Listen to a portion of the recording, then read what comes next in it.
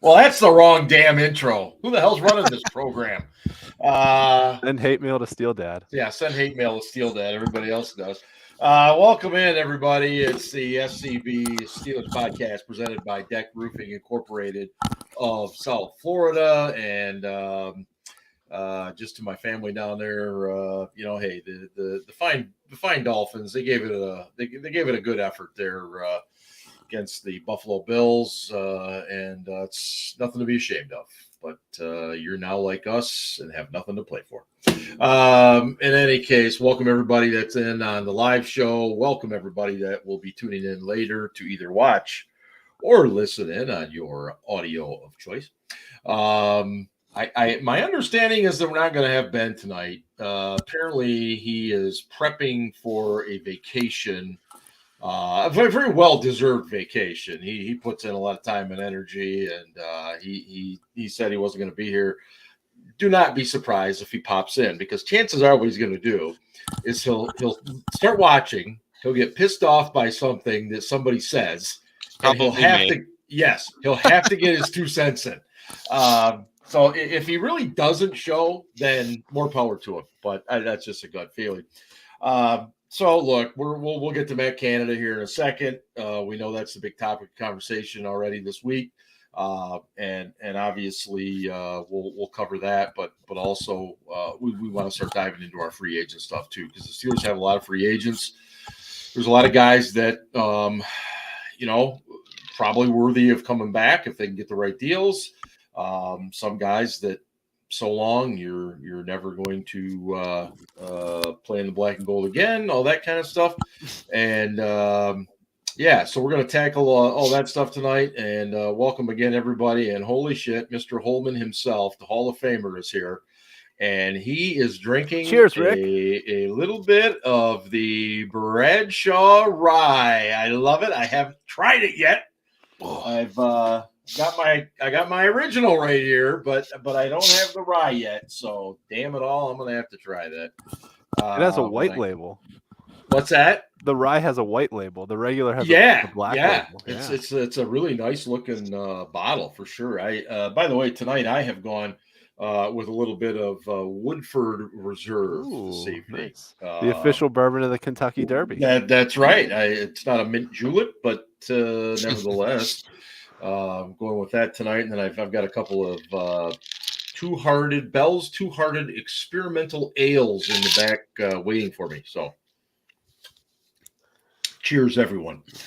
Okay, well, look, we said it on this program. Since we're talking about what we're drinking, I'm sorry. Go ahead, guys. What do you guys got? This Cooper's Craft. I got a little bit left in the bottle. It was pretty good. Okay, and I'm sure solid by the end of this episode. Yeah, pretty much. And they age it in like multiple different beech and birch barrels, so it has a couple different woody flavors to it. So it's pretty good. It. Yeah, that's great. You said woody. Yeah. There's the 13-year-old us. Scarps, what are you drinking, man? I have vodka to start, and then I have a bottle of Pinot Grigio. As you can see, I took the Canada news well. So I'm supposed to do dry January too, but it's now become damp January, or whatever the kids call it. So much for that. Look, I think Big Ben's burner had some thoughts on vodka drinks earlier this week on Twitter. Did he? I he was missed a little that. critical, but I respect that. It's okay. I mean, we all have our thing. Okay, we've been saying it for weeks on this program that we thought Matt Canada was coming back. And a lot of people didn't want to believe it. I don't think we wanted to believe it, but it is going to happen. Matt Canada is going to be back. It'll be his third season as the offensive coordinator. He had, of course, the 1 year with Ben Roethlisberger and then the rookie season of Kenny Pickett. And, after a couple weeks, the Steelers have made that decision, and here we are. So, Scarps, I'm going to give you credit because you were really the first one that said he's coming back. So are you wishing you wouldn't have said that now?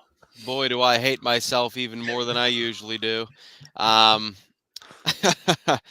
just want to get something off my chest All right, and to the listeners out there, okay, and I'm talking to you, and I'm talking to Steelers Nation on Twitter that thinks I'm a hater or that I'm negative or I'm just some bitter ex-employee, okay? Listen, I lived it, I breathed in it, and you know what? Part of me died in it, okay? I was a fan long before I started working there. I'm going to be a fan long after. And even when I worked there and before and after, I have never just accepted things, right? I criticize the team. I ask the questions because not everything you see and hear is true, right? And as someone that has seen this team be bad and good, right? Mhm. Um, Mhm. I've seen both sides of it. I've seen both sides of the coin. Now, that being said, so some people think I'm negative or whatever. Even the biggest optimist in the world, how do you look at yourself in the mirror and say, Matt Canada is the guy for the job? You see, I've slithered with the snakes, I've soared with the eagle, man. Yeah. Sorry, I took it a little too far. I felt like I was cutting a WWE promo, and that was man Randy Savage. My Well, being is that I knew many weeks ago when I said it on the show that he was coming back because that is the Steelers. That's the Steelers that they've become. mhm. Not the Steelers that I know, and that is concerning to me. Because Well, what I didn't want them to do is what they did, but I knew they were gonna do it all along because that's who they've become. You follow me? You dig it? well, for a moment, I thought you were going to go into your like Stuart Smalley and kind of turn and face I'm the good, camera. And, good enough. I'm I'm good smart enough, and enough. I'm gosh smart. darn it, Yeah, people like me. because I think Canada's probably going to have to do that at some point this coming season. But um, Ian, yeah, go ahead. I'm speechless at the moment. Speechless. You know, and I've been saying for weeks now on this show that I thought, Kenny Pickett's opinion of Canada was gonna carry some weight, and then Pickett came out this week on Cam Hayward's podcast and was pretty supportive of Canada. And I didn't actually realize that their relationship went all the way back to when Pickett was recruited at Pitt. And so after that happened, I was kind of like, yeah, shit, they're probably going to keep him. And then, it's like, oh, Tampa's going to fire Byron Leftwich. Maybe there's some interest there. And it's like, how good does Tampa's offense look? Although Tampa's wide receivers could actually catch the ball. Tampa just looked like, they looked like Tom Brady's deal with the devil finally expired because he broke up with his his wife divorced him, who was engaged in witchcraft. But we won't even go there. They looked like a team that hadn't even practiced all season. You so ever go down the rabbit hole, man? All right, that's a terrible macho man. I got to think of a better voice, but that yes, was like borderline John Gruden right there. That was. I tell you what, man. You ever sit on YouTube for like 2 hours at a time, man? Especially late at night, you see some weird stuff. I know. Sorry, go ahead. The broader point too, though, is that of the, I talked last week about how the last 8 Super Bowl champions had all finished in the top 8 in the league in scoring offense. Mm-hmm. And I was like, I wonder how, points per game correlates with offensive coordinators. Lo and behold, of the teams that were in the bottom half of the league this year in scoring offense, let's see, only 5 of them, so 5 out of 16, really 4 out of 16 are retaining their current offensive coordinators. I'll put it that way. So just to reiterate, 4 of the bottom 16 teams, and you're saying in scoring offense? Yes, in points per game are retaining their offensive coordinators. Yeah. New England's in the bottom, and they are hiring a permanent offensive coordinator because they really had none last year. So that was kind of the caveat between 4 and 5. Cleveland is supposedly keeping theirs. New Orleans is keeping theirs. And then in the bottom 10 in the league, only 2 teams are keeping theirs. One of them is Chicago, who was 23rd in the league. So, 10th from the bottom. Wow. Once you get to 9th from the bottom and down, the only one keeping their offensive coordinator is us. Washington fired theirs. Tampa fired theirs.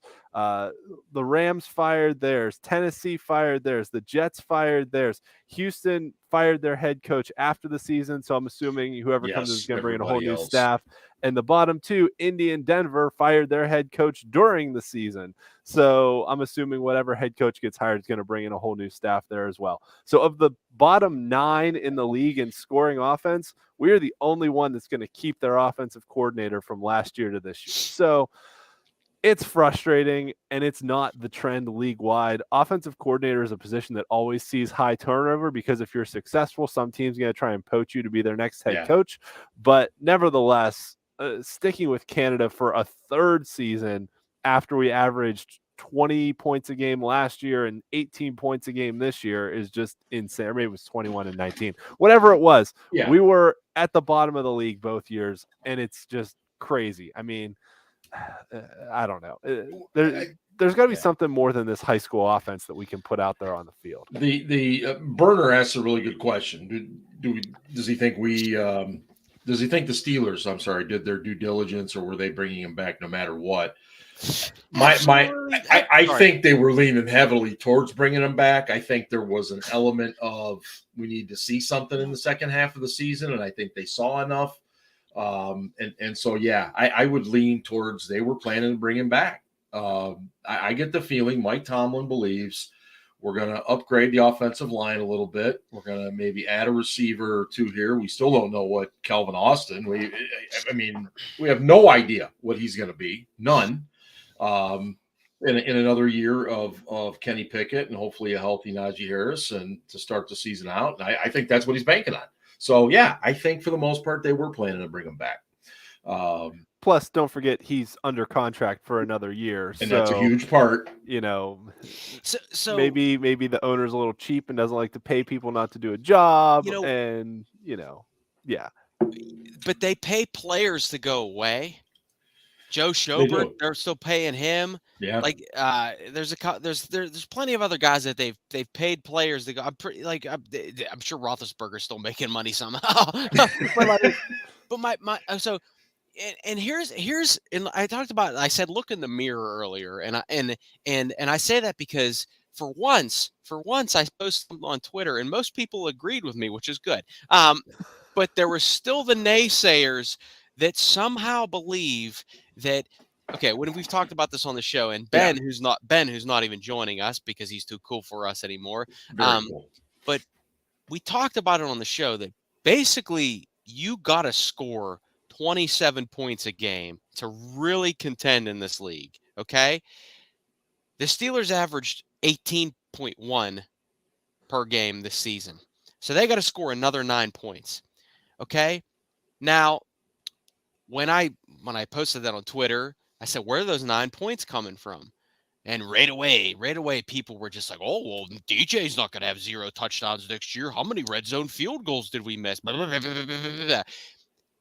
In order to score 27 points a game, the Steelers would have to have scored 150 something more points than they did in this past regular season that we just reported. 150 something. Right? Not 25, not 80. Double that. 150 something, okay? Do you know the only Steelers team in history to average 27 points a game? Ooh. It's one of Haley's teams, isn't it? You're damn right it is. Yeah, it's one of Haley's offenses, I think. Yeah. The 2014 Steelers. Yeah. The 2014 Steelers, who lost at home to Baltimore in the wild card round. Yeah. Listen, hey, Reggie Nelson, wherever you are in life, you blew out Le'Veon Bell's knee in that season finale, and you cost us some time. And I was there for that, okay? They averaged 7 points per game, and they scored the most points in Steelers history in a single season. I believe it was 436. That team had, I don't know if you remember these guys, Ben Roethlisberger, Le'Veon Bell. I don't like him, but Antonio Brown, Earl Heath Miller, Martavis Bryant, who came on as a rookie, and one of the best offensive lines in the league. when you take all that into consideration and you see what Canada has to work with, I can easily see how next year they're going to equal what they did in 2014. That's the problem that I have. We've seen 2 years of this with the Hall of Fame quarterback. Yeah, he was on the end of it. And then with a young up-and-coming rookie who, by the way, if you believe in him so much, bring on somebody that can fucking help him and get him to that next level. And if you don't, you're literally ruining your own investment. Who are you talking about in that regard? You talking about a QB coach? I don't care. No. They already got a QB coach. Mike Sullivan's fine. I think Sullivan does a good job. He's fine. He's what he is. No, I'm saying that literally you took a quarterback in the first round overall, and you talk about he's our guy and this and that. And yet you keep the same dude that all he does is throw to the sidelines. They have no deep game. They have no middle of the field. And you've seen that for 2 straight years. And literally, the only reason it worked in 2021 is because the old cowboy was like, fuck, this is what the old cowboy did. He didn't listen to any of that shit. And I think he tried to. I think he tried to listen to it, and finally was just like, I think it was a Chargers game. They were in the red zone, and they ran like 4 straight plays. Yes. And I really, truly think Ben listened to Canada on every call, and he ran exactly what he was told, just so he could look over the sideline and be like, but yet. And so here's the good news. Matt Canada is going to be done after 2023. The bad news is Kenny Pickett is going to be 33 years old. Close. So what are you really doing? No, I think. Sorry, I'm ranting, but like it literally gets to me, and I'm not going to lose sleep over it, and I'm not pissed, and I'm not crying, but like. All we want as fans is for them to do better. And for them to do better, I want them to leave no stone unturned, and I want them to do their due diligence. So Big Ben's burner, no, I don't think they did their due diligence. Just like I don't think they did their due diligence when hiring a replacement for GM. I think they went with a safe choice because he's been there a long time. And you know what? That's great, but it doesn't always work. And yeah, he fleeced the Bears for a 2nd-round pick. But did he? Or did the organization? I don't know. I think the other thing that goes with what you're saying, Scarps, about, going from 18 to roughly 27 points a game, it means you also got to be a whole lot better in the red zone. And Berner was pointing out too, kind of inside the 40 as well. And that you don't just walk up and say that and have it happen. I mean, he's got to change the way he calls plays. He's got to get more creative. He's got to think about his personnel and being creative doesn't mean running jet sweeps to wide receivers. It means or suddenly thinking, hey, let's give one to the tight end. It's just, that play worked though against the Raiders. And that's look. It reminds me of. That and we're nowhere close to this, but there was a meme that was floating around back in before memes were a thing, but in 2009 really after we won the Super Bowl, so this is 2008 year, right? It was of Willie Colon celebrating, and the caption underneath it was "Despite me." Yes. And it's kind of I feel like the offense has had success despite Canada. And the folks in the chat brought up some really good points about a lot of other teams out there have these positions that they create that sound like made up positions, but they actually do shit, like a passing game coordinator, a senior offensive assistant that's like a guy that's either been around for a while and kind of knows what's going on, or an up and coming guy who you just want to have on your staff to kind of give some more input into these things. And you look at the teams that have success around the league, and I feel like we've been talking about this forever. I feel like a broken record. So I apologize to everyone who's heard me say this before. Other teams tailor their schemes on offense to fit the skill sets that their players have. They get their players the ball. If you have guys who are good with the ball in their hands in space, they get their players the ball in space, like, say, San Francisco does. Or, to Randy Fiechner's credit, really, what Ben was doing before he hurt his knee in that Cowboys game in 2020, because after that it kind of slowed down, and then they ground out a couple wins before they finally lost that game to Washington. But before that Cowboys game, and even before they lost that game to Washington, they were averaging 28, 29 points a game, and Ben was getting the ball out fast because the offensive line stunk, but they were getting the ball to their receivers to get yards after the catch. We had one of the highest yards after the catch in 2020, and now we're like towards the bottom of the league in that statistic. And it's to Ryan's point, they throw these out routes, they throw the stuff to the sideline, they throw these comeback routes, nothing to give their guys a chance to make plays with the balls in their hands. It's always just like, okay, we're going to take the safe throw. It's turnover avoidance is what it is. Yes, they are absolutely. so afraid of making a mistake that they're just taking the safe way out. And I think even Tomlin led on to that a little bit, in his presser at the end of the year, when, somebody asked him about, like, kind of, did your game planning towards the end of the year sort of match what your personnel was, or Najee was running better? Because we did run the ball a lot more, and we wound up in lower scoring games. And Tomlin kind of said, honestly, like, our game plans were what we thought we needed to do to get a victory, which was basically like saying, Kenny's not there, where Kenny can't throw the ball 45 times a game. We got to run the ball, we got to establish it, we got to bleed some clock, and that's how we're going to be successful and win these games. I hope that formula changes going into next year, but you need to have effective balance between running and passing. You can't pretty much just rely on Najee to bleed the clock, your defense to hold them to 14 points, and hope you can score a touchdown late in the fourth quarter to seal the victory, because that's not sustainable in the league. Yes, we went 7-2 down the stretch, but a lot of it was against bad teams. Absolutely. You can't deny that fact. Baltimore was the only over 500 team. You had a number of 7 and 10s in there. Of course, you had a really bad Colts team. You can't dismiss that part of it, because the good part of the schedule at the beginning we struggled with. And of course, even then you could make some arguments, because the Jets didn't finish well and we should have beat them. Patriots, should have beat them, but woulda, shoulda, coulda. Scarps, any final thoughts on Canada for right now? Yeah, I just want to say that, and I know the knock on, and I do listen.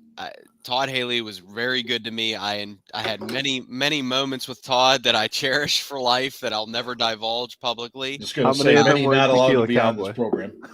None were at Tequila Cowboy, fortunately.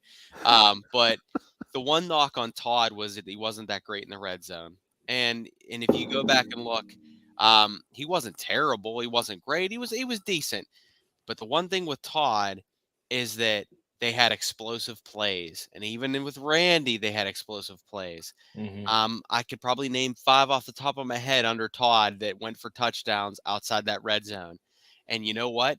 Not only does Canada suck in the red zone, they suck overall, because they have no explosive plays. Until that I believe until that Pickens touchdown against the Raiders that won the game, they had like no touchdown that was longer than 8 yards. Are you fucking kidding me? It's week 15. Yeah. It's week 15 and you don't have a touchdown longer than like 8 yards. Like, what is this shit? And again, that's what blows my mind about this. So you talk about due diligence. You fucking you draft a guy 20th overall because you think he's going to be the guy, and you fucking, like, he's playing checkers.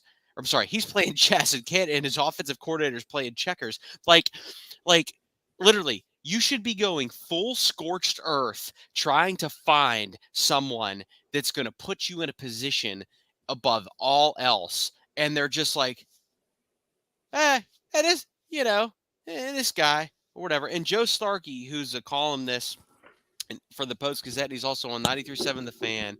And I respect Joe immensely. Yeah. But he had a column today that basically said, like, if you want to knock the Canada hire, go ahead, but don't do it because the Steelers aren't trying to win. I strongly disagree with that because by keeping Canada on, it's counterintuitive, right? By keeping Canada on, to me, that's a sign that you're not trying to win. Like, how much more do you need to see from this guy to realize that he's junk? Like, he is whatever. He has a ceiling. Like, Oh. you're Okay. Yeah. To my one other thing to add, because Yeah. I looked it up. The Steelers were 4th from the bottom in the league in total yards after the catch. The only teams below them were Baltimore, Atlanta, and Chicago. But when you factor in yards after the catch per reception, we were dead last in the league. So those other teams had, fewer completed passes, so their average per catch was higher. So on a per catch basis, we were dead last in the league in yards after the catch per reception.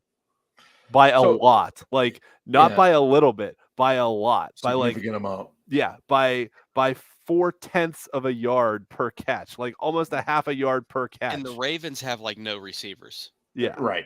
We actually have decent receivers. Yeah. So let me close by asking you guys this, and Ian, I'll start with you. Art Rooney too makes his way down to Mike Tomlin's office. And he says to Mike, he says, Mike, is he awake or is he sleepwalking? Well, can you tell? Well, it depends. I was waiting for Scarps to do his AR too. Well, and he says, "Look, Aaron Rodgers or Art Rooney II. You'll never know." He says, "I hear you want to keep Matt as your offensive coordinator. Explain to me why." Okay, you're Mike Tomlin. What are you saying to your boss as to why you want to keep this guy? If you truly want to win. Yeah, and Scarps is making the argument. Maybe they don't. Okay, what's your argument to keep this guy? Well, we went 7-2 down the stretch, after the bye week, and we saw some improvement in the offense. We won more games and didn't turn the football over, and the running game started to come around. And we've got a young offense overall that we think is going to be able to grow together as a group. We've got a rookie quarterback, we've got a second-year running back. We invested first-round picks in. We've got a second-year tight end. We've got a rookie wide receiver who looks like he's going to be pretty darn good. We spent some money on Deontay Johnson. Yeah, he didn't find the end zone this year, but we like the other things that he brought to the team from his route running and ability to get open. So, we've got a lot of young players here. The line got better as the year went on. We want to keep this offensive coaching staff together and see if they can continue that improvement they made in the second half of the year. Okay. I like that. So in other words, Jesus, we now man. We now have it on record that Ian is a Canada apologist. So I'm kidding. So Ryan, same thing to you. All right. What are you saying? Because I know if I'm the owner and that guy's my offensive coordinator, and he puts up 18 points, okay, and I know he improved, but I'm still looking at the shitty competition we had. I'm looking at how limited the offense was. I'm looking at convince me. Why do I want to pay this guy to stay around another year? All right. So I'm just going to be totally honest with you right now. Ian had the logical response, and I respect that. So I'm not even going to try to top that. I'm just going to make a joke of this, okay? because Ian, everything Ian said, I completely agree with, okay? Yeah. I'm just going to make light of the situation. I picture Art going to Mike's office, and this is totally just a fabrication of making this up. But Art's like, hey, Mike, how you doing? What do you think about Matt Canada this year? And Mike's like, yo, Art, what color are we what color are we painting the barn? He's like, I don't know, Mike, red? He goes, yeah.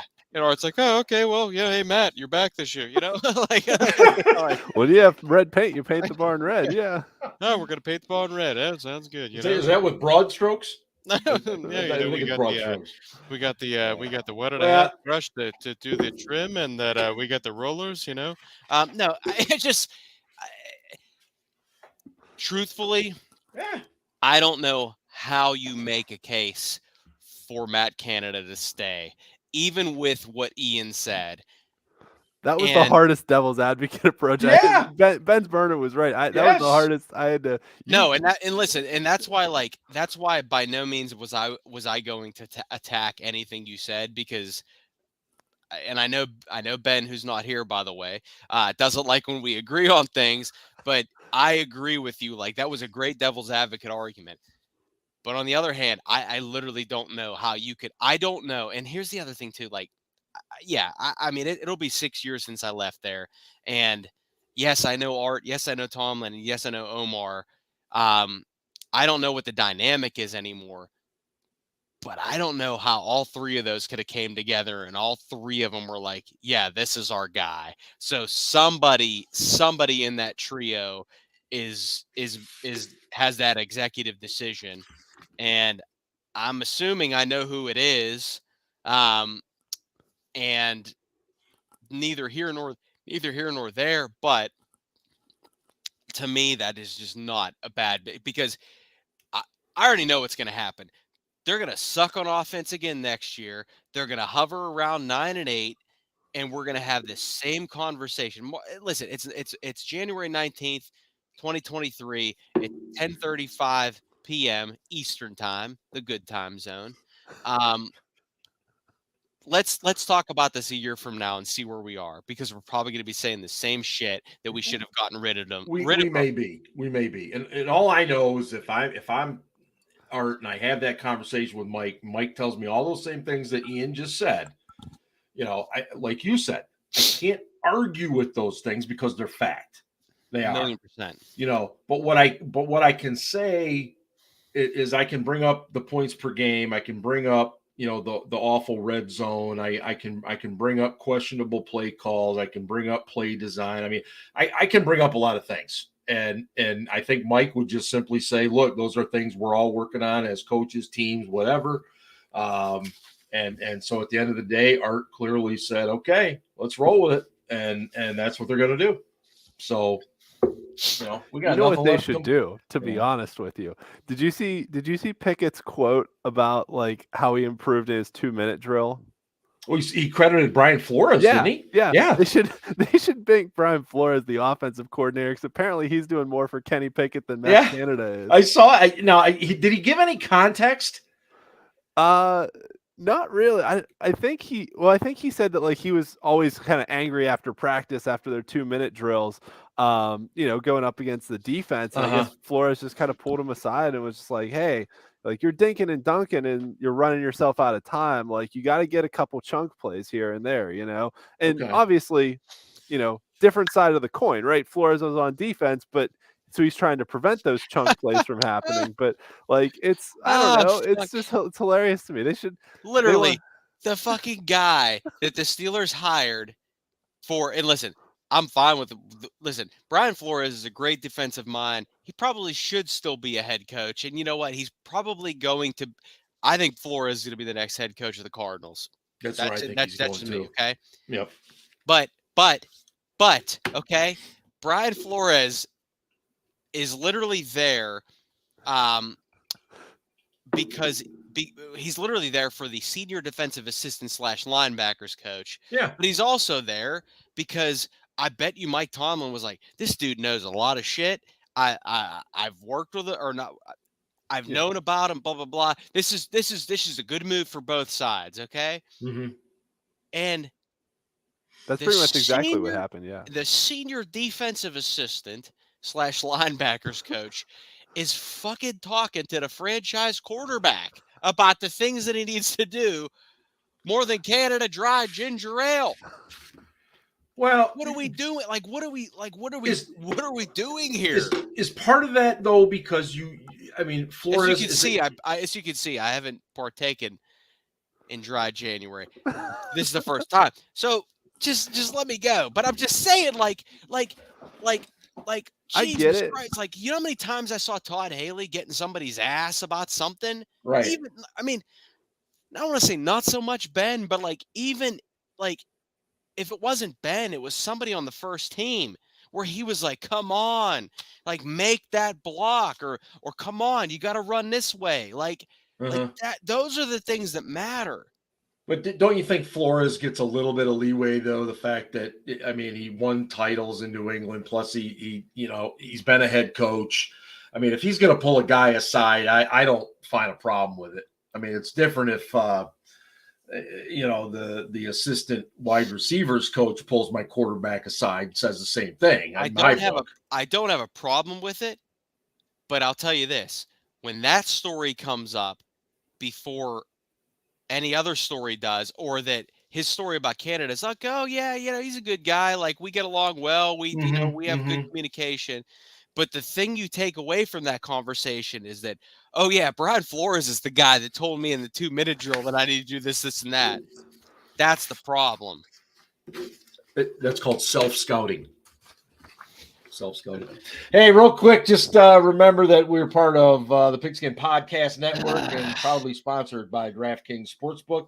Download the DraftKings Sportsbook app and use code TPPN. New customers can bet $5 on the NFL divisional round and get 200 in free bets instantly only at DraftKings Sportsbook with code TPPN. All right, let's talk some free agency. And right at the top of the list, or at least very near it, is Cam Sutton. We've heard for years about the smartness of Cam Sutton, the fact that he knows the game extremely well. He knows pretty much what everybody else is supposed to be doing on any given call. And, I thought he had an okay year. I wouldn't say it was a great year, but it certainly wasn't bad. So what do you do, Ian? Is he your top priority as far as guys bringing back, or are you looking to revamp those corners, period? I mean, they need to revamp the corners, but Sutton is a good player and he's versatile, that he can play both.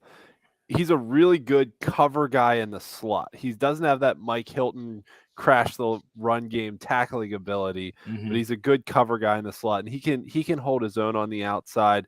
I would try and bring him back, but he's not my top priority. My top priority on the defensive side of the ball is bringing back Terrell Edmunds, which I cannot believe that I am saying this because I've never been like a big Terrell Edmunds supporter, but he had a damn good season and really has improved every year that he's here. And the biggest knock on him has been the investment the Steelers made in him as a first-round pick. Everyone and some of the problem is, and the Steelers make their own problems sometimes, right? Like when they claimed Mason Rudolph was they had a first-round grade on him. When they said, Terrell Edmunds is a first-round safety, just like we took Troy Polamalu in the first round. And as soon as you say that, you fuck yourselves, right? Yeah. That you should never make those comparisons, right? Just be like, yep, we really like this guy. We like his talent and ability, all that stuff. And he's been a durable player. He's gotten better every year he's been here. He was absolutely brutal in coverage the first few seasons he was here. He's gotten a lot better. He's good against the run. They're able to use him kind of all over the field. He and Minka work really well off of each other and have a good combination back there. And thinking back to, it was probably Edmunds' rookie year, but really the Mike Mitchell era, right? Oh God! Right. Think about how many blown coverages. Choose your words carefully in the next couple. Oh, Mr. Ohio Bobcat, here we go. The excuse every time was, it was a miscommunication back there. It was a miscommunication. Mike Mitchell was a terrible communicator amongst his other flaws. But, whenever they replaced Mike Mitchell, fucking haters, they never had those communication problems anymore on the back end, right? That, Minka's done some great things. Fucking Ben, sorry, Ben's in the fucking chat now. Thank you. Did I not call it? Too cool to show up. Did I not fucking call it? Too cool to show up. Yep. Yeah. But too quick to shit on Mike Mitchell. I'm gonna remember that. I'm gonna remember that, Ben. All right. So at any rate, Edmunds would be my top priority to bring back, but I would like to see them try and bring Sutton back too. Ryan, I'll throw that to you, and you can cover Edmunds as well if you want. I mean, well, I guess maybe do this: prioritize your top couple of guys. Are those the guys that are it, or do you have some other names? So, I also here's the other thing too. By prioritizing, you also think about what other teams might be willing to offer somebody, right? So if I'm and this is just me, but if I'm Terrell Edmonds' agent and Cam Sutton's agent, I'm saying, let's just see how this plays out. I'm sorry, and I know Terrell Edmonds already banked on himself one time, but he proved himself this year. So I agree with you, Ian. I think that they should actually focus on Edmonds more than Sutton. But if I'm Edmonds' agent, I might be like, hey, let's see what you can get on that open market. Same with Sutton, man. Like they're both available, they're both solid, and that's a big deal. Another guy I'd like to see them try to get is Larry Ogunjobi. But if I'm Larry Ogunjobi's agent, I'm saying the same damn thing. Let's see what we can get on the outside market. So I don't want to sit here and necessarily say right now that like who my top priority is, but I do want to say that the Steelers free agents overall, at least in my opinion, perform so well that the Steelers are going to have to offer up a decent chunk of change to keep them here. And that's not, I mean, the Steelers' number one, and regardless of what anybody thinks, the Steelers' number one purpose is always to keep the guys that they can keep. Yeah. Then go to free agency, then the draft, right? And then everything else from that. Those guys did so well this year. I don't know if they can keep them if their agents actually say, "Hey, this could be the time." Then it all comes down to did they want to stay or not? Well, in Ogunjobi's case, he really needs to sign with Baltimore, and then that way he will have played for all 4 teams in the AFC North. I don't know if that's the record he's going for. But to your point, I was thinking about him, and he did end up playing in 16 of the 17 games. In fact, he's listed as the starter for all 16 of those. He was banged up, and he played hurt at times. I think when he was as close to healthy as you can be in the NFL, he was really damn good. But as you explained, I just don't know when you look at those 3 guys or so, what their monetary priorities are going to be. Because obviously we'll release some guys, and that'll probably save us a little bit of money. But at the same time, who are we perhaps looking at that's going to be on the free agent market, perhaps coming from other teams too? So I don't know, but I agree with you guys about Edmonds. If he were a 3rd round pick, people would have loved him. Oh my God! Can you imagine how much love that guy would be getting? Yeah. And it's just, it drives me nuts the way we pigeonhole sometimes in that respect. But so I'm looking at the free agent list right now, and the other guy that I think they absolutely must sign is well, they already signed Anthony Miller, so that's fine. That's fine. He's on a 1 year. He's on a 1 year. But the other guy that they one guy that I think they should think about signing is DeMonte Casey. I think that's a good depth spot. Bobby Spillane once again. Oh, he's coming back. Here's the thing: they're going to re-sign Spillane as their number one. Spillane's going to be their number one priority, and we're all going to hate it. And 12 tackles a game, and he's going to fix your HVAC system.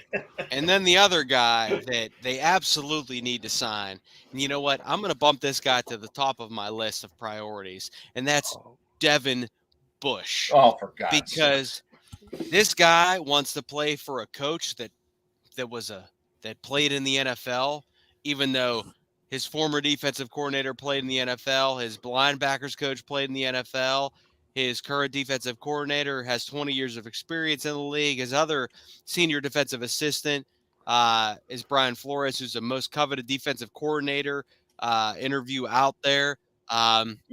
And his head coach was a stud at William and Mary. And Ryan, when he said that, when he made that comment, me off. I love it. My immediate thought was immaturity. That's an immature comment, and it makes it even worse that they traded up to get him. And I know he was a totally different player before that injury, but that dude is softer than Charmin. Okay. And he is literally projecting all his insecurities on Steelers fans, Steelers as an organization, and every other Steelers related thing, because he feels he is slighted for some reason when at the end of the day, he had every variable around him that could have made him better, and he just chose to wallow in his own self-pity. And Seemed let that me way. tell you right now, let me tell you something, man. Oh, Cream yeah.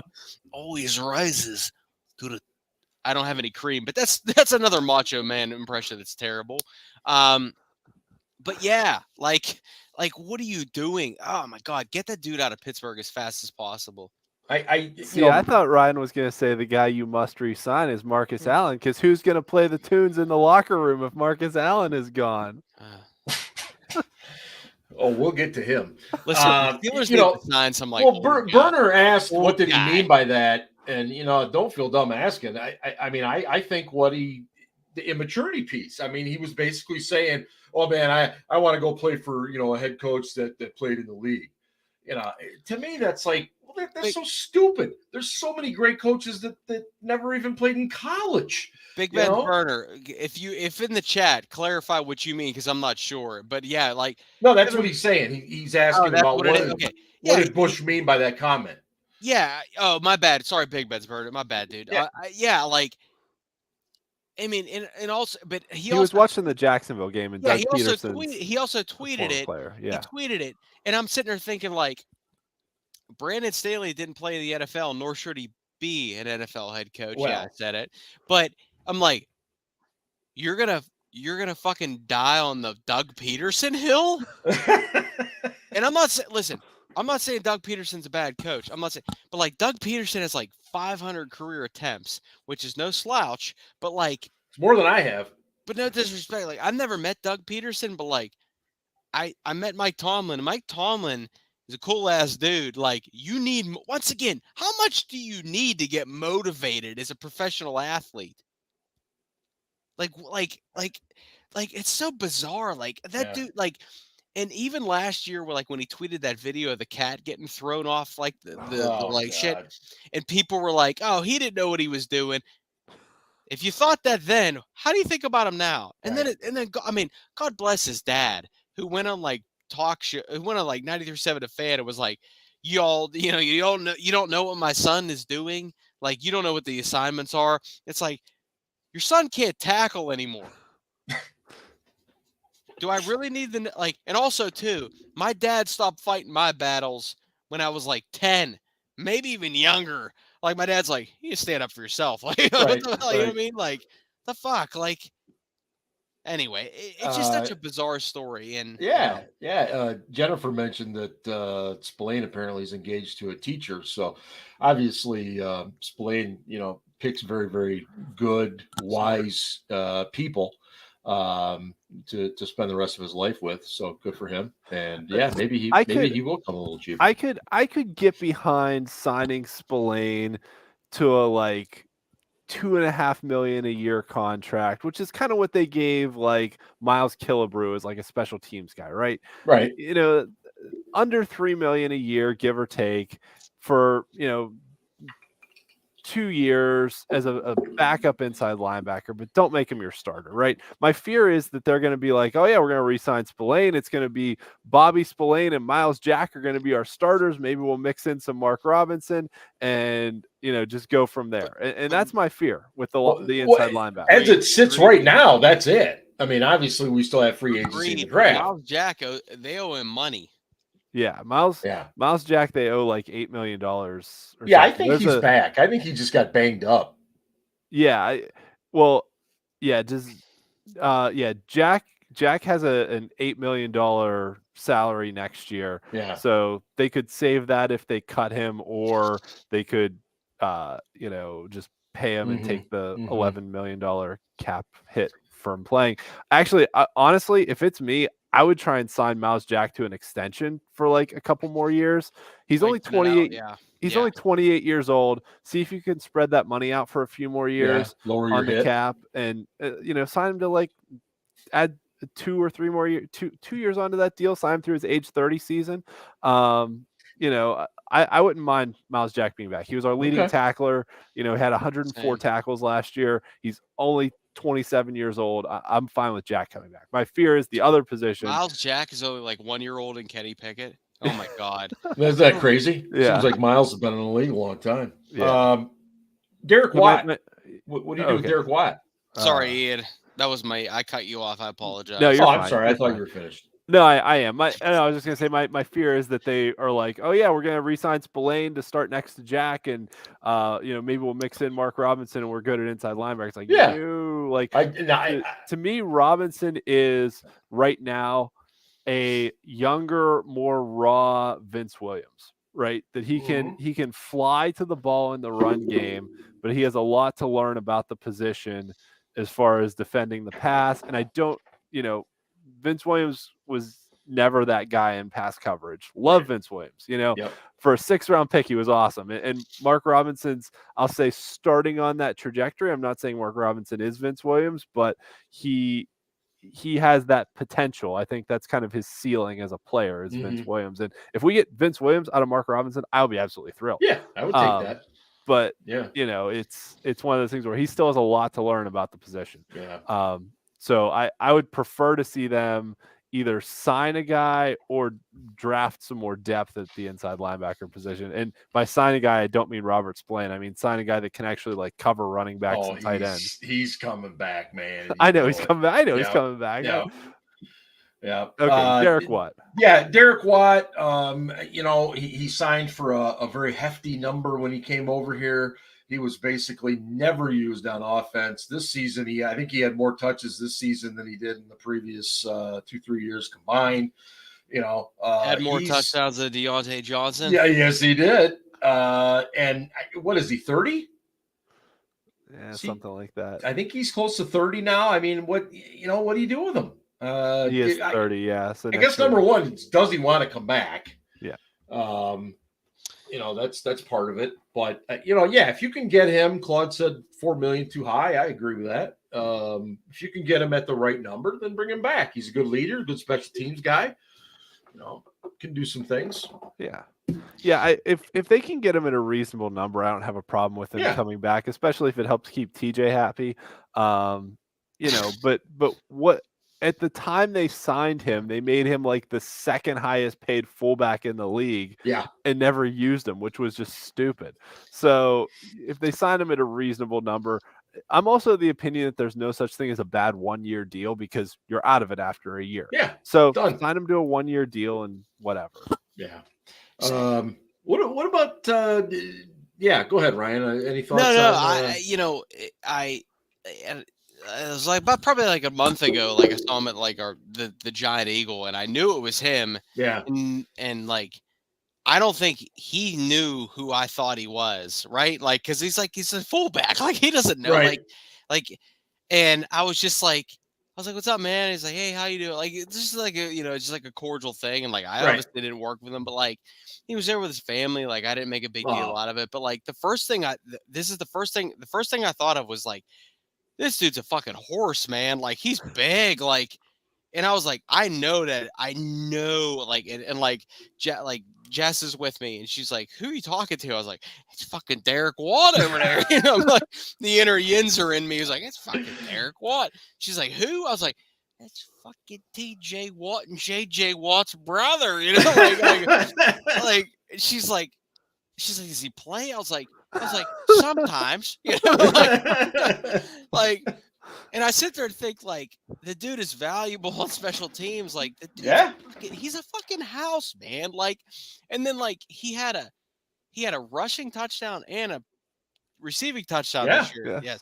Yeah. So then I'm sitting there thinking like, and then like looking back on it, because obviously I'm not in the business anymore, but like looking back on it, like even if he cared or not, I wanted to be like, I wish they used you better. like what the like literally when I saw him in person, I was like, God damn, like this dude's a fucking moose. Like, what are we doing with this guy? And like, I agree, $4 million's a steep hill, but like one of his brothers here, his other brother supposedly retired. Yeah. Maybe if I'm him, I'd probably be like, I mean, realistically, how long do I have? Like, how more do I have in this league? So if they offer me a little bit low, I don't care. But yeah, I would bring him back. It's hard to say. Staying in the backfield. What about Benny Snell? Get him the fuck out of here. Okay, so Ryan's on board with bringing him back. Benny Snell football died years ago because of Jalen Warren. Yeah. Oh, I mean, there's no question they got their guy with Warren. Ended that this year. Yeah. But I mean, what if I made the argument that Snell is a hell of a special teamer? I disagree. You can find this. Honestly, I would rather re-sign Miles Boykin and keep 6 wide receivers than re-sign Benny Snell, because Boykin actually was really good on special teams. I would agree.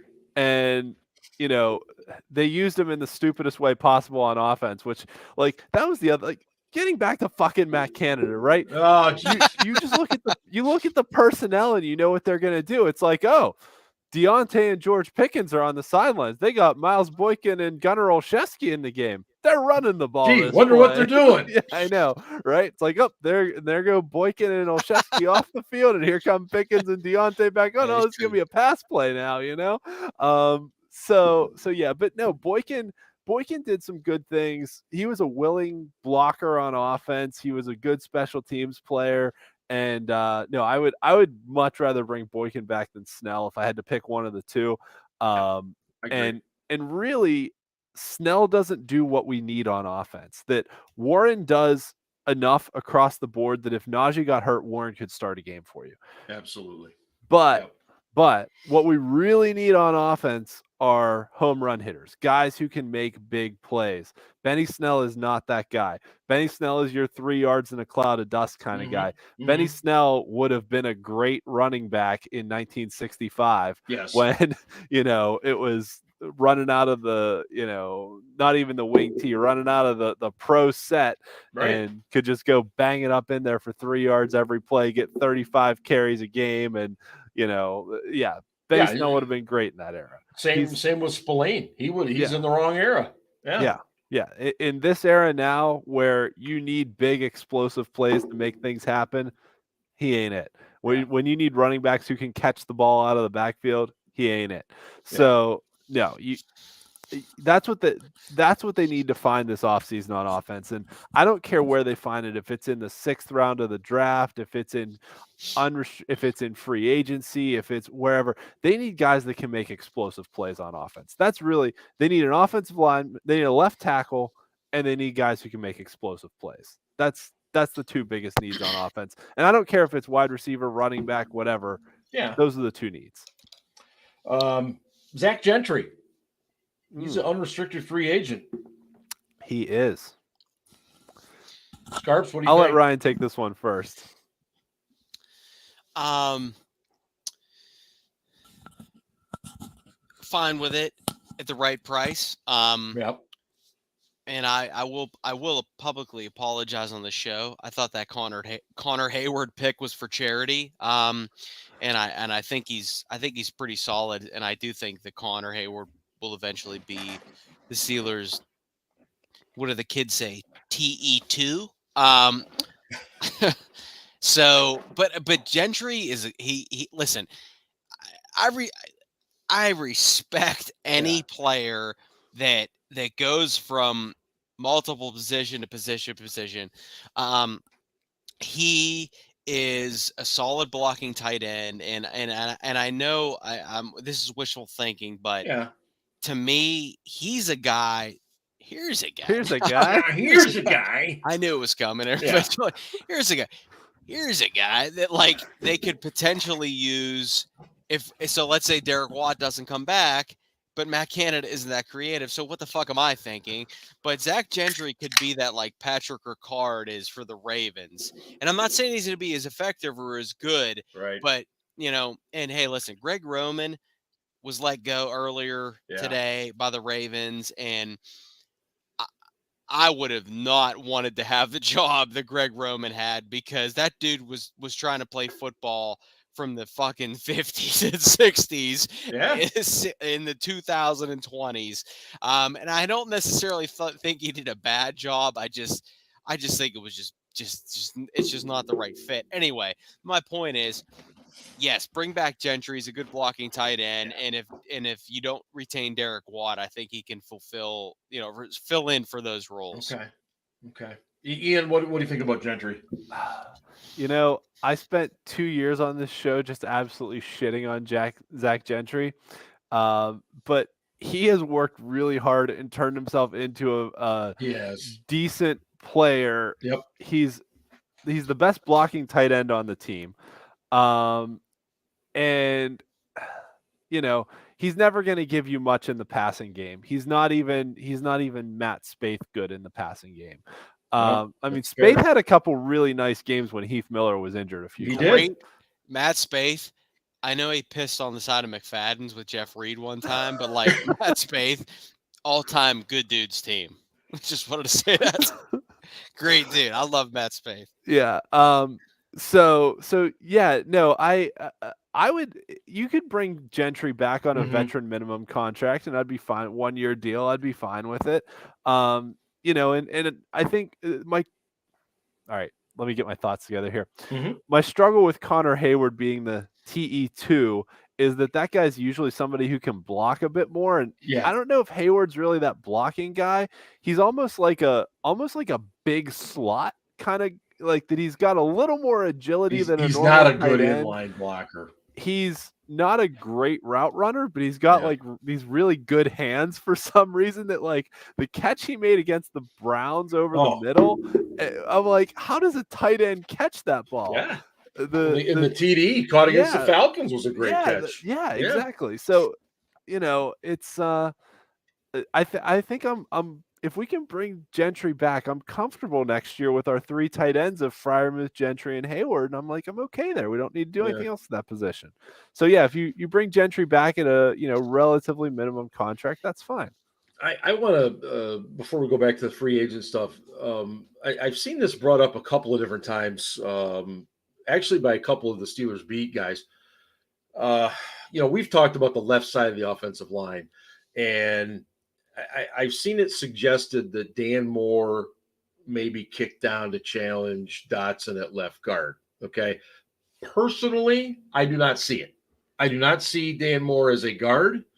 I don't think he's got enough in the seat, if you will, to anchor at a guard position. His arms are too wide. He's got massive arms. Yes. And I just don't see it there. I think it's much more likely he's going to get competition at left tackle. And Ian, I think you're agreeing with me. Scarps, I assume you must be also. The year we drafted Dan Moore, he had the second longest arms of any tackle in the draft. Like, you don't move a guy with that wingspan into guard. I don't think so. He's got Moore's weird too, because like he's got quick feet. They've run some of those plays where like the screens and things like that, where he can get out in front and block, which is good for a tackle. His problem is that he's got quick feet that can move out forward, but he can get put on skates moving backwards and can't stop either. So yeah. All right. I called on Ryan. I took over. So go ahead, Ryan. No. I was more laughing at Ben isn't on the show, but he's still commenting and saying, Patrick Ricard weighs 300 pounds. Literally. Listen, dude. It ain't a fucking perfect scenario where I think Zach Gentry is going to be Patrick Ricard. I'm saying that the dude's a good blocking tight end. So but then also once again, I'm thinking that Matt Canada isn't be intuitive enough to be like, oh, well, we lost Derek Watts, so Zach Gentry could do this. Whatever. Anyway, Dan Moore, God bless his heart. Dan Moore. If Dan Moore didn't always perform well against Myles Garrett, I think that everyone would hate him that much more. Literally more. There is some truth to that. But I think he's a very good. I think he's a very valuable backup left tackle. Not a starter, but somebody that can come in and do a decent job. Then okay, we can talk about it. I just want to say this real quick. Adrian Clem is being interviewed for the New England Patriots offensive coordinator. You gotta be shitting me. No, he is. And literally left the Steelers mid-season for Yeah. a job at Oregon. Yeah. And do you know who the player that he scouted and banged on the table for? Kendrick Green. Kendrick Green. Yeah. So am I concerned that Bill Belichick is considering him for offensive coordinator? Or am I concerned that he was so desperate to leave the Steelers at the time? I didn't hear that, and I am stunned. I cannot see Belichick hiring a guy like that. Well, but Clem played for Belichick, right? I mean, if there's any yeah, that's organization, true. if That's there's any true. organization that does nepotism better than the Steelers, it's the Patriots. It's the Patriots. And maybe the Raiders, but you know. Yeah, no, that's a fair point. I tell you what, man. Belichick's kid is calling defensive signals. And he's got a hell of a mullet. Let me see here. What about I think we're all in agreement Tyson Alalu is probably going to retire. Yeah. God bless him, but please go. Thanks for your service, Tyson. Yeah, no doubt.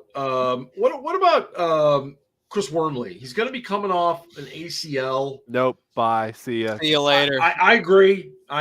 Period. Thank End you of next. report. Who said that? Ariana Grande? What? Thank you next. Sure, let's go with Listen, her. I don't listen to new music, but I'm pretty sure somebody said thank you next. I think it was her. Who's in the chat? Somebody help me out. What about DeMonte KZ? I think you mentioned him right at the outset. Yeah. Bring him back. I would. I think he's a smart guy. I think he reads the game pretty well from what I can tell. I would. I think Carl Joseph's time is over. I don't know how much more time they can, allot to him.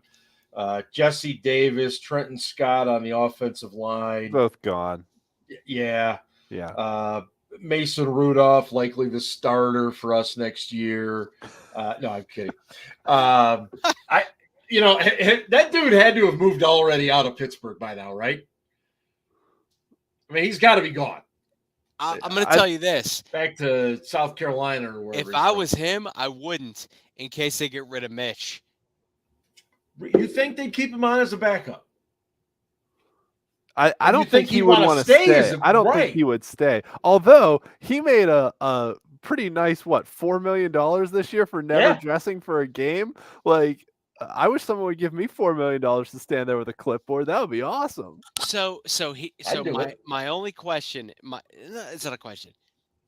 If they get rid of Mitch, I don't think they're going to get rid of Mitch. I think they're going to keep Mitch around. But what's his cap hit? It's not that bad for like a veteran core. It's $8 million next year. So if you think Mason wants to move on, no, $10 million. Do you not think Mitch thinks he can move on? Maybe. Who has more potential out of those two? Mitch. Yeah. So Mason is just feeling it out. And listen, and if not Big Ben's burner, but if Ben Anderson's listening, he's going to say I'm a Mason lover, whatever you want to call it. There were plenty of games the quarterback started this year that Mason absolutely could have started in place of them. So does Mason think more highly of himself than Mitch does? I don't know. So I think the Steelers have to be cognizant of that, and so does Mason. Because if Mitch is like, no, I'm done. I want to go somewhere else, see what I can do. Maybe they're like, okay, see ya. And then they're like, Mason, you want to come back and be the backup just in case? Fuck you, Ben. Whatever. But I'm just saying. It's not out of the question. Once again, Ben, you don't join the show, Ben, but you fucking give a shit through the chat. Right. I'm a big believer. You never say never. Justin Bieber, Ariana Grande. What are we talking about tonight, Steel Dad? We're talking about some 2000s pop hits. That's what we're talking about. So I don't know what's going through Mason Rudolph's head. I can only imagine he feels like I got to get the hell out of here and see if I can't get a shot somewhere. But be that as it may, I tend to believe he's gone. Jeremy McNichols, restricted free agent. Oh, the running back from Tennessee that they signed. What do you bring him back as a camp body? See what happens, maybe. No. JC Hassan Sasser. I'd bring him back as your backup center. I would too, because I'll take him over Kendrick Green. Just because he has a really good Pittsburgh name. Well, that is true. Yeah. What about Sims? I'd give Sims a shot in camp to compete, but they also really need a slot wide receiver. They absolutely do. Yeah, totally agree. And I think he was better than Gunnar Olszewski at the return game, but he gave me the freaking heebie-jeebies, man. Every time he'd catch the ball or bobble it, I mean, I thought they both equally sucked in the return. Well, they did. I just think he sucked maybe a little less. But God, I agree though. But I do. I think he's back. What about James Pierre, the Frenchman? I don't know about him. I mean, yeah, I'm on the fence on Pierre. I'm on the. I wouldn't sign him before the free agency period. I'd let it play out, see what happens. I mean, and I'd cut Witherspoon too while I'm at it. Save some cap space there, and I'd go out and try and sign a veteran corner. Is what I would do. Yeah. And I know Levi Wallace has a year or two left on his contract. I don't remember. Was Levi a 1 or 2? Was he a 2 or a 3-year deal? I don't. 2. I thought it was 2. Okay. They did a lot of 2s. Yeah, they did do a lot of 2s. Okay, yeah, Wallace is a 2. Wallace only has like a $5 million cap hit though next year. Like it's a $4 million base salary. So like Wallace is pretty cheap next year, but they could definitely improve that position. I'd go out and try and sign as many corners as I could, to be honest with you. But that's just me, and my opinion on you should sign veteran corners and not draft them. Well, that's why all these people suggesting we're going to draft the corner in the first round. I'm not buying it. No, I don't think we're gonna. And listen, no disrespect to Joey Porter Jr., but he grabs a lot. He's very handsy. Very handsy. He's very handsy, and the Steelers do not have a good track record of drafting first-round cornerbacks. Right. So, like, although Dill Whittet thinks we're going to use a number 1 pick on corner. No, and he makes a valid point. That's true. Steelers love legacy shit. But also with Big Ben's burners. Who's the last Steelers solid return man? Antonio Brown. Antonio Brown, yeah. It's Antonio Brown. It was. Before that, Allen Rossum. By the way, boys and girls, I highly suggest you do not look at Antonio Brown's Snapchat this week. You might want to steer as far away from that. And that's in this week's American Top 40. Oh, I had a feeling. Let's get to it. Casey Kasem. Now we got a couple more free agents here. Then okay. It's still dead. You control the show. This is your damn show. right I do. Got that. Actually, all that's left is our tremendous long snapper, Mr. Kuntz, and he's back. Bring him back, yeah. You bring him back. I don't recall any bad snaps this year. Knock on wood. Maybe a couple low, but I don't remember any that were a problem. And then the other exclusive right free agent is Jameer Jones, and he'll be back as a depth guy. Maybe we need depth at outside linebacker. Probably won't make the roster. Yeah. We need to go draft a couple young, just like raw athletes at outside linebacker and see if we can develop them. Yeah, Burner's onto something. I like Bradbury, man. He's had a really nice year in Philly. And it sounds like they're gonna go elsewhere with him. So if he's available, I'd kick the tires big time. Is Casey Kasem in the bullpen?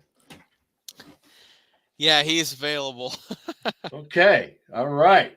Casey Kasem, drop on in. Oh, shit. That quickly. Oh, hell yeah, man. Casey's Coast to Coast American Top 40. Hello, everyone, and welcome to the week that was January 19th, 1980. Before we get into this week's long-distance dedication, I want you to know that Ryan is doing well. He sought out the professional help I prescribed. I've heard he'll be back next week, but we'll let his practice participation dictate that. Now let's get to this week's letter. We have a new correspondent from Pittsburgh. His name is Ian. Ian writes, Dear Casey, longtime listener, first-time caller, or writer, as it were. Speaking of a long time, this weekend was the first round of the NFL playoffs.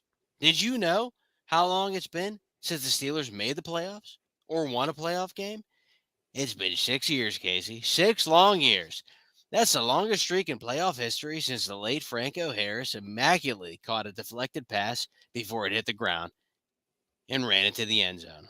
Heck, the last time the Steelers won a playoff game, Andrew McCutchen was still a Pittsburgh Pirate.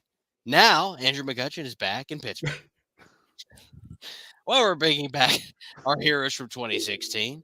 Maybe the Penguins can bring back Phil Kessel, and the Steelers can bring back Ryan Scarpina's favorite, Antonio Brown. I've heard he's having some Snapchat issues, Casey. Casey, what an asshole that guy that is. But there's reason for hope, Casey. The Steelers announced this week that offensive coordinator Matt Canada, or as I like to call him, Canada Dry, will be back for his 3rd season with the team. You may not know this, Casey, but the Steelers offense under Matt Canada has only scored 30 points once during his tenure. Casey, did you know that 5 of the 6 playoffs teams that won the wild card weekend scored over 30 points? The only one that didn't win, or I'm sorry, the only one that didn't score 30 points was the Cincinnati Bengals. I've been drinking. Sorry, Ryan. Speaking of the Bengals, did you know that Sam Hubbard's 98-yard fumble return was the longest in playoff history? If Hubbard really wants to thank somebody, he should thank Nick Harper for his wife stabbing him the night before the playoff game against the Steelers. I just want everyone to know in the audience that Ian wrote this letter. We accept all correspondence. So please send future letters and hate mail to Steel Dad. Oh, yeah. Casey Kasem himself will read that letter. Casey, they say the definition of insanity is doing the same thing over and over and expecting the same results. Well, bringing back Matt Canada seems like it's going to be the same thing all over again. Well, Ian, you might just as be as fucked up as Ryan is, so I also prescribe the use of professional help. But you couldn't be more right. That's why this week's number 21 song, which is also how many points the Steelers will average in 2023, we could only be so lucky. Here's Deja Vu by Dionne Warwick. Dionne Warwick. Wow. There's one. Thank you, Ryan. Am I to understand we had a collaboration this week? We did, had something behind the scenes. And once again, if you're out there listening, please send a letter to Steel Dad, and I will make sure it's not too inappropriate. I will forward it. I will forward it to the American Top 40 people. It started as like I thought of 2 jokes that I thought were funny, and Ryan was like, "Do you just want to like write a whole letter and I'll just read it?" And I was like, "Yes, I will write a letter." So I'm not gonna lie. When Ian was like, "I'm gonna write the letter," I'm like, "Oh fuck, that gives me like an hour of my day back." Like, I take pride in this shit. Don't kill me with this shit. No, Ryan was awesome. He let me That's great. sit in. So yes, if any listeners out there would also like to send a letter, please we will take off-season letters as well. I shouldn't speak for Ryan. I don't know. I'm open. You know what? Let's open this up, Still Dad. I mean, I got a bottle of wine. Whatever. Anyway, the point is, let's open this up for conversation out there if you're listening. Because I enjoy the Casey Kasem Top 40. I'm a music person. Yeah. I was only thinking of including Casey throughout the playoffs. Yeah, you were going to put him on hiatus for a while. And then maybe special occasions. But if you think Casey should be part of the weekly podcast, please put it in the chat or get a hold of us. Let's engage. And if you think Casey should make a weekly appearance, I don't mind doing the work. I like it. Okay. And because Casey's on speed dial, God bless his ghostly soul. Yeah. I can get a hold of him. So if anybody out there listening still, hey, by the way, this is Barefoot. This is a sponsor, but it's like $10 a bottle, and it gets you just as drunk as anything else would. So would me. Should we contact the people at Barefoot? really, we should get Bradshaw Bourbon. To I've been sponsor trying, us. Ian. I've been trying. Believe it or not. Big Ben's Burner. Next stupid question, Ryan. They want this weekly. Well, God Hey, if people you can do it, then do it. You do not want to let down the public. And speaking of engagement, girls drinking warm beer. If our fans send us letters like Casey Kasem's fans. No, I said if our fans want to send letters like Casey Kasem's fans send him letters, then that helps everyone out. Can only imagine what my inbox would look like. Holy you know what shit. I love about Big Ben's Burner? Every time I think I know how like the age range he is, he fucking surprises me. Like how old he's did like you my high think school he girlfriend loved that stuff. I don't even like American Top 40 ended at a certain period of time. I think he meant the barefoot wine. I bet she's around our Ben and my age. He probably later on his bed talking on the phone, listening to Van Halen on cassette tape. No, I'm pretty sure Ben's Burner is like mine and Ryan's age. Oh, is he? Well, good for him. Good young guy. That's my so guess. How did his high school girlfriend love American Top 40? No. He's talking about barefoot wine. Oh, my bad. Sorry. Sorry. Oh, thinking music. My bad. Yeah. Sorry, man. Same here, Ryan. I was rambling on about American Top 40. I'm sitting there thinking, like, how does she know about fucking Jungle Land and the wild E Street Shuffle? What's happening right now? God damn. Hey, real quick, what's your divisional picks this week? Ian, let's go. Burner is 2 decades younger than Steelers. Holy shit. Once again, Ben, right, I love you, bro. But if you're gonna fucking comment, just come on the show, man. Oh shit. I missed the show. Listen. And by the way, what guy takes that long to pack? I'm sorry, I know I'm being that guy. I can pack a suitcase in like 3.5 minutes. You're going to Cabo. Ben, you're going to Cabo. Sammy Hagar is there permanently, okay? Right. He likes poblano peppers. He has his own tequila. Yeah. And he never wears anything other than mandals.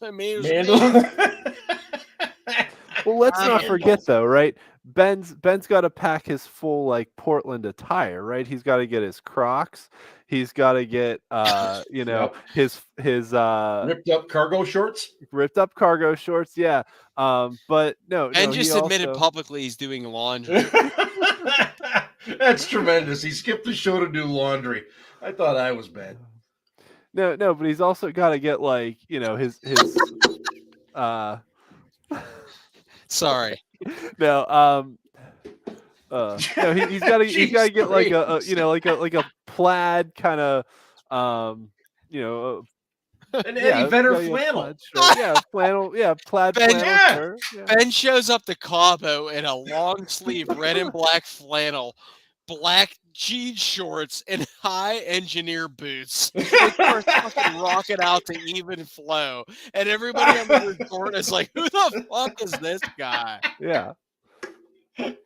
Oh shit! He's got to look like a lumberjack. I'm just fucking with you. You fucking with all the time. You deserve it back.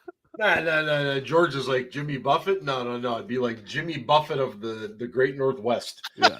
All right, Ian. Who you got in the divisionals this week? You got Giants, Eagles. Giants, Eagles. Oh gosh. I'll take the Eagles. Okay. I think they're just better all around than the Giants are. Although that being said, I think there's some proof that some head coaches are made good by the quarterbacks they have. Some head coaches can make quarterbacks better, and Brian Dable's done a heck of a job with Daniel Jones in New York. Yep. But yeah, I think the Eagles pull that one out. Okay. I like Chiefs, Jaguars. Well, I was gonna go with the other NFC game. Okay, Niners, Cowboys. Yeah, I'll go with the Niners, although I think the Cowboys are probably a better defense than what Brock Purdy's faced so far, and at some point that dude's got to come back down to earth. You'd think. Yeah, but I think the Niners are just so good on defense and have such a good all-around team, and Purdy gets the ball out fast, and like they got Christian McCaffrey and they got Deebo Samuel and they got Brandon Ayuk. Like the 49ers have a passing game set up for like, let's throw the ball to our receivers and let them run forever, So yeah, I'll go Eagles, 49ers, Bills, and Chiefs. Eagles, 49ers. Okay. Mostly chalk selections here. Yeah. All right. What do you got, Scarps? Although I wouldn't be surprised to see the stupid Bungles win. Mm-hmm. So the first game on Saturday is Jaguars Chiefs. Yep. I got the Chiefs prevailing late, but it's going to be closer than people think. Oh. I ultimately think it's going to be a 10-point game, Okay. but it's going to be closer for longer. And then that night, same thing. I think the Eagles are going to be hovering. That's a divisional matchup, Yep. and the Eagles eventually prevail by like 9 or 10. Okay. So you got the Eagles winning outright, Chiefs winning outright, of course. And then on Sunday is the dog day. Sunday. Sunday is the dog day. Yep. And I know you hate it. I know you hate it because he plays for the Bengals, but I got the Athens, Ohio connections here, and I feel it in my veins, and I feel Joseph Burrow fucking rising to the occasion, and just when you count him out because he has some offensive linemen down, he pulls a 34-31 victory in Orchard Park, New York. Jesus, Scarps has been watching pro wrestling again. Let me tell you something, brother. That's a terrible Macho Man impression. But the point is, I got the Bengals upsetting the Bills, 34-31. And then, let me tell you something, brother. I got the Cowboys hanging close with the 49ers. And dare I say it, you got 5 Super Bowls each. Yep. Which one's closer to the 6th Super Bowl to tie the Steelers and Patriots? I got the Greenfield native himself, Mike McCarthy, coming through 27-24 Cowboys. Dog Day Sunday. I'll make it very Big quick. Burger used to really like me. I got Niners winning. I got Bengals upsetting the Bills. I got the Giants upsetting the Eagles. I don't think Jalen Hurts is that healthy. I think he's still banged up. And I'll take the Chiefs in a rout. Those are my picks right there. Book it. Get to DraftKings right now. Use promo code TPPN. Get your picks in. We've already laid it out for you. Pick and choose wisely. It's all done. You don't need the casinos. We told you. All right. Next week, I think we'll have a show. Hopefully Ben's back. I don't know. Could still be on vacation. Maybe not. But if their kicker shows up. Jennifer, that's funny. I think they signed another kicker. They're going to have 2 kickers on the roster this week. You know what was brutal? You are right, though. When you score 27, you have to kick 2 field goals. Yeah. What was brutal was the over-under on that Cowboys-Bucks game was like 45, and he missed like 4 extra points. Right. But yet I'm the asshole for saying it's rigged. It was 45 and a half, and it was 31-14. Right. So it was under by a half a point, and he missed 4 extra points. Like that's brutal. Brutal. This is why I don't gamble. No, I just laugh. Because hey man, I'm telling you, the sports books are so damn good at what they do. They just are. There's nothing else to be said. Anyway, we're gonna close up shop for tonight. Man, we've done almost 90 minutes. That's fantastic. And anyway, make sure you check out the site, steelcityblitz.com, and find us on Facebook, Instagram, Twitter, and everywhere else, I guess, too. Thanks, everyone who hung out with us tonight. We appreciate it. Yes, always appreciate everybody that hangs out with us on here. We have a blast. We love the comments. We love interacting with you guys. And we just love that you give 2 shits what we have to say about the Steelers. So with all that said, have a wonderful week, everybody. Enjoy the playoffs and go Steelers. And hey, the Ravens suck ass, and I hope Lamar goes somewhere else. That would be hilarious. Oh, he is.